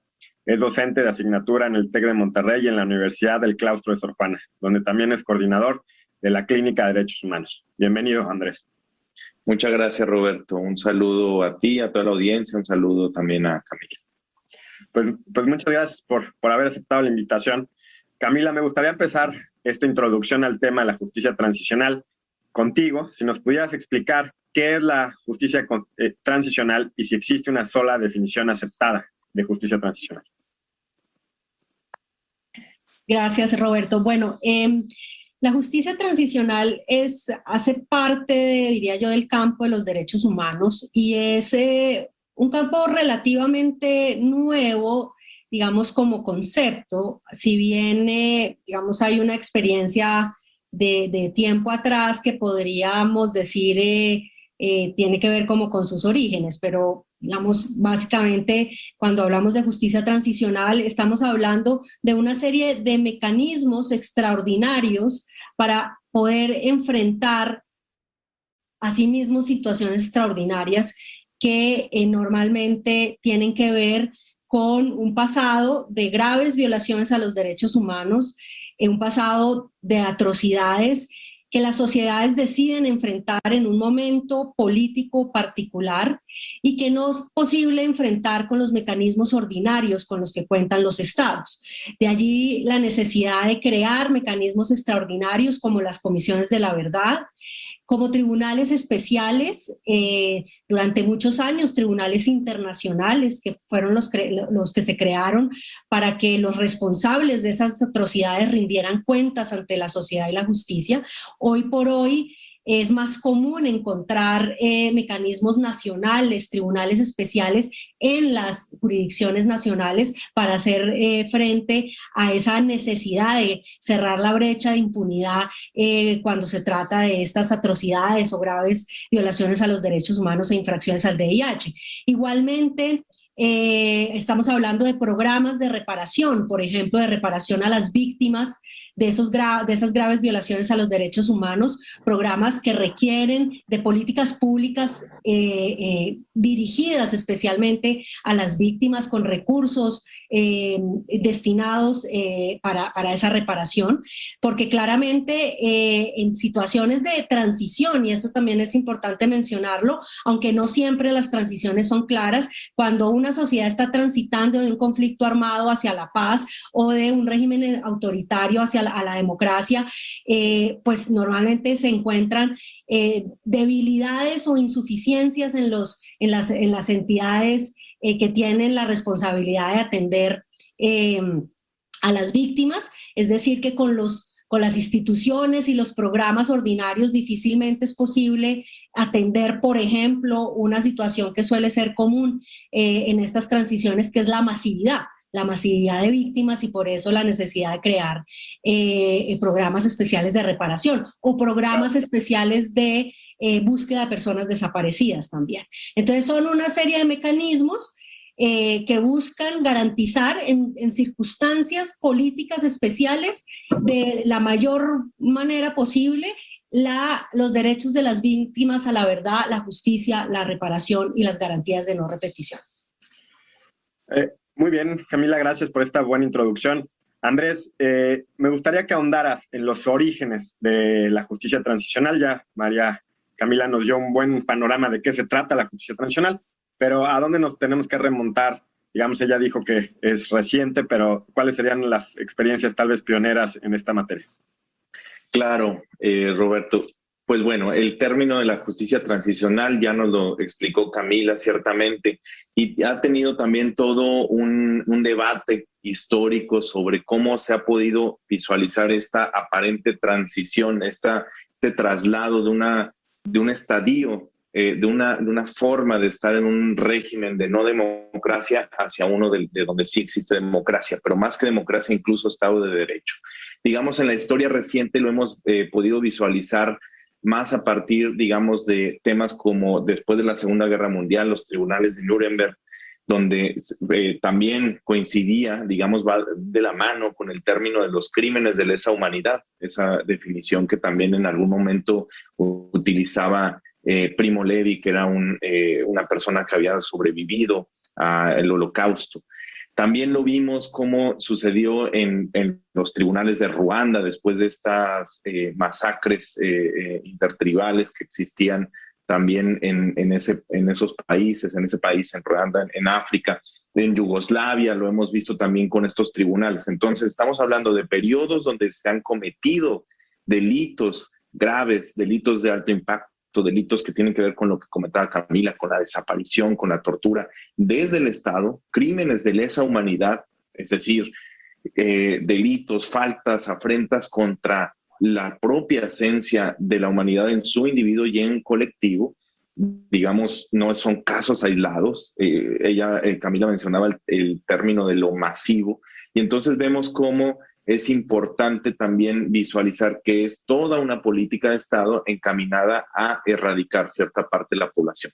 Ya por otra parte, digamos, después de esos momentos existe, digamos, una toma de poder distinta y que para desligarse de ese pasado de criminalidad han tenido que recomponer la historia. Y una de esas formas tiene que ver con los tribunales. Por eso es que mencionamos los tribunales de Nuremberg o los de Ruanda o por la ex Yugoslavia, inclusive en Sudáfrica. En América Latina, obviamente también lo hemos visto, está el caso Argentina, está el caso Uruguay, más recientemente Colombia, y bueno, también tenemos estos grandes retos para poder aplicar en México. No solo tiene que ver con tribunales, no solo tiene que ver con acciones de justicia, es una parte fundamental, es una parte que se tiene que considerar para la justicia transicional, realmente que estemos transitando, y me gustaría ponerlo así, que sea un verbo en gerundio, que estemos transitando, que realmente esté un proceso de cambio actual y que nos pueda recordar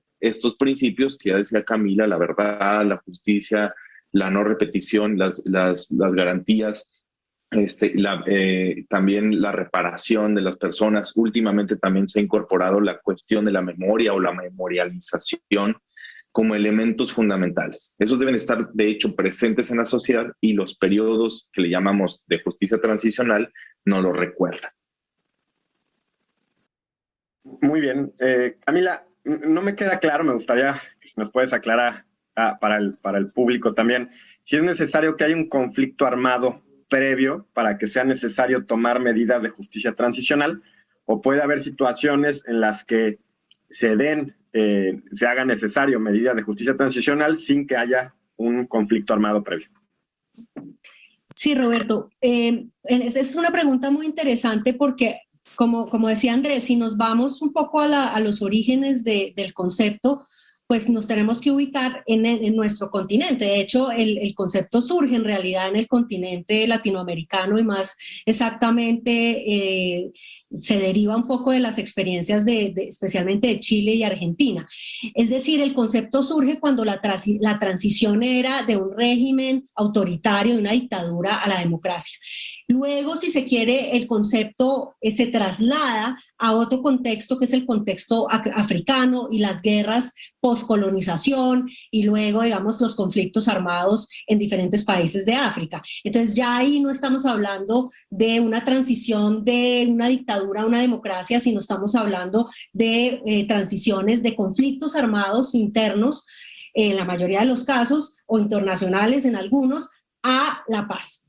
Pero hoy por hoy este concepto, digamos, ha sido, diría yo, desafiado por la realidad. O sea, ya hoy no es tan fácil identificar esas transiciones de manera tan clara. Es decir, que vamos a pasar de un estado A a un estado B, o de una situación A a una situación B. Hoy por hoy estamos hablando de justicia transicional y de los mecanismos de justicia transicional, incluso en contextos en donde la transición no es clara. Y es cuando, sobre todo, existen, a mi modo de ver, dos condiciones. Una demanda muy fuerte de las víctimas, una demanda por verdad, por justicia, por reparación, por memoria, como decía Andrés, por garantías de no repetición, y un Estado que, y sería la segunda condición, que está, digamos, que existe más bien una voluntad política para atender esa demanda de las víctimas, pero que no es posible atenderla con los mecanismos existentes, sino que hay que recurrir a estos mecanismos extraordinarios que nos propone la justicia transicional. Incluso en situaciones tan complejas como Siria, hoy por hoy existe una demanda muy importante de organizaciones de víctimas por conocer la verdad de qué ha pasado con las personas desaparecidas, porque empezar a documentar casos para en un futuro poder llevar a algún tribunal a los responsables, y es una demanda hoy. No hay transición en Siria, es una situación súper compleja y podríamos mencionarte otros casos, pero hay una necesidad de empezar a abordar ese pasado y ese presente de atrocidad y para garantizar esos derechos de las víctimas, porque los derechos de las víctimas permanecen en el tiempo, incluso cuando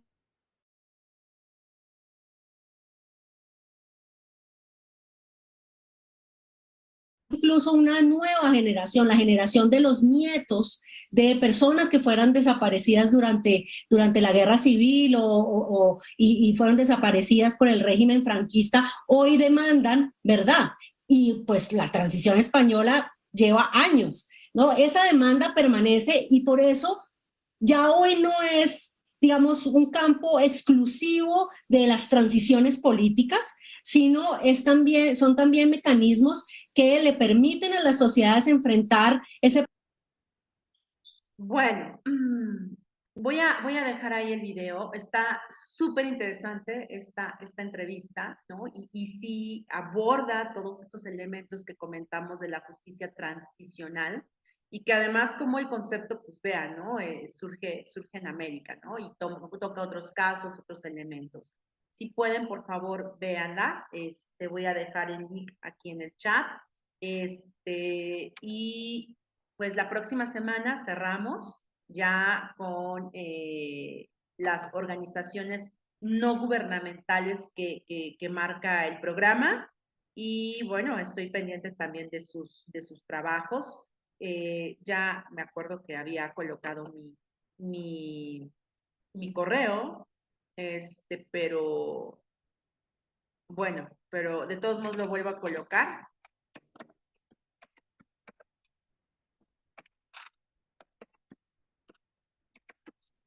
Entonces, bueno, pues estoy pendiente. Ya está el link, ahí en automático les manda la conferencia para que si la gustan seguir viendo y revisando. Y bueno, pues agradecer su atención, agradecer su tiempo, agradecer su esfuerzo para tomar este doctorado, para seguir preparándose. Perdón, y bueno, cualquier cosa estoy pendiente. Muchísimas gracias, que tengan una excelente tarde y que sea un 8M de lucha. Y por las que ya no están, las que estamos y las que vienen. Buen día.